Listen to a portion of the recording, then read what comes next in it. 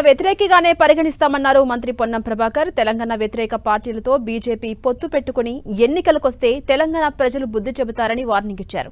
కోనసీమలో కొబ్బరి చెట్లు ఎండిపోతే తెలంగాణ వల్ల కళ్ల దిష్టితో ఎండిపోయాయంటూ చెప్పిన పవన్ కళ్యాణ్తో ఎలా పొత్తు పెట్టుకుంటామని మంత్రి పొన్నం ప్రభాకర్ ప్రశ్నించారు. పవన్తో పొత్తు పెట్టుకోవడం అంటే తెలంగాణ ప్రజల్ని అవమానించడమే అన్నారు మంత్రి పొన్నం.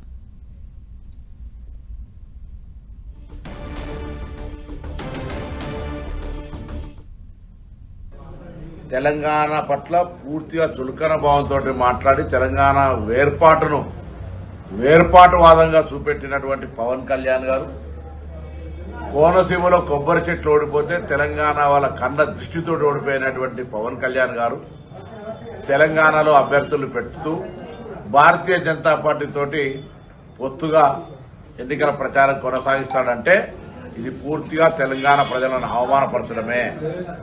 తెలంగాణ ప్రజలను కళ్ళు అంత దృష్టితోటి కోనసీమ కొబ్బరి చెట్లు ఎండిపోయినాయని మాట్లాడిన వ్యక్తి, అటువంటి వ్యక్తితోటి భారతీయ జనతా పార్టీ ఏ విధంగా పొత్తు పెట్టుకుంటుందో చెప్పాల్సిన అవసరం ఉంది.